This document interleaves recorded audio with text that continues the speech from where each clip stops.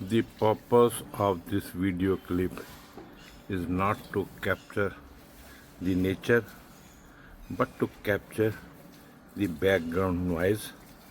2 minutes I think must listen and then contemplate on that.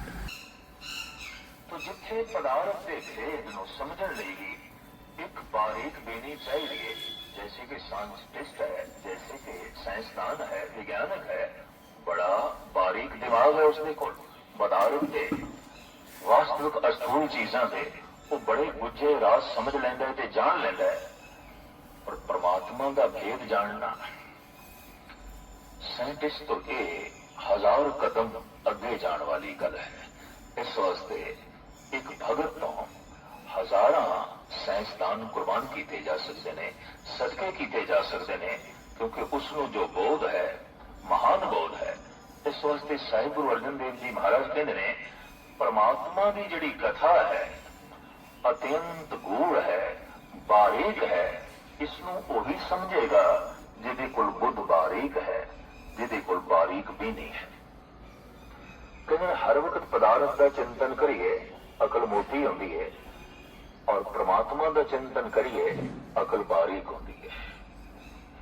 इस दौर दे इस सदी दे जिसनों असीं 20वीं सदी कह रहे हैं, जिस दे असीं जी रहे हैं, अकल बहुत मोटी हो गई है, बहुत मोटी हो गई है। इलम बहुत बढ़ गया है, पढ़ाई बहुत बढ़ गई है, अकल बहुत मोटी हो गई है। इस वास्ते सतगुरां नूं कहना पिया कि पढ़े लिखे मूर्खां की तादाद बढ़ गई है।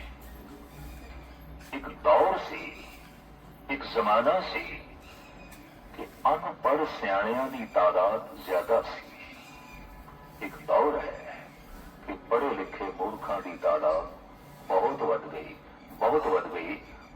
पढ़िया मूर्ख आखिए जित लब लोभ अहंकार। जिस इलम ने, जिस तालीम ने, जिस पढ़ाई ने मनुख का लोभ बढ़ा दिता होवे, वासना बढ़ा दी होवे, अहंकार बढ़ा दिता होवे, वैर विरोध बढ़ा दिता होवे, उसनों इलम किस तरह आखोगे?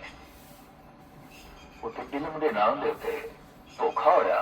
जिस दीवे ने घर ही जला दिता है उस दीपक नूं दीपक आखण की की लोड़ है? ते अगन सी, घर जल गया, नाश हो गया, खाक हो गया। तो इलम ते बहुत वधे है, पढ़ाई ते बहुत वधी है, और अकल मोटी हो गई, क्योंकि इलम ने, पढ़ाई ने मनुख नूं जिहड़ी देशना दिती कि पदार्थ का चिंतन करो, पदार्थ की मंग करो, यही जीवन का लक्ष्य है और कुछ नहीं। तो हर वक्त सोचने विच पदार्थ पदार्थ, तो अकल मोटी हो गई। हुण मोटी अकल परमात्मा नूं किस तरह समझे, जबकि परमात्मा अत्यंत बारीक, अति बारीक। तो साहिब कहते हैं गाथा गूढ़ अपारन। गाथा तो बड़ी गूढ़ है प्रभु की। फिर कहते हैं अपारन, इंद्रियां की पहुंच तो परे है, अपार है, जिस तक पहुंच पाना बहुत औखा है।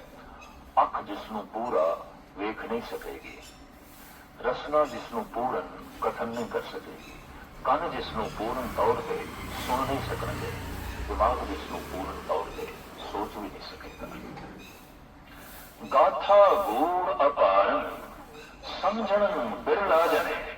चाहे अपार है, चाहे अत्यंत गूढ़ है, बारीक है, पर साहिब फिर भी कोई ऐसे विरले मनुख ने हैं जो इस बारीकी नूं समझ लेंदे हैं।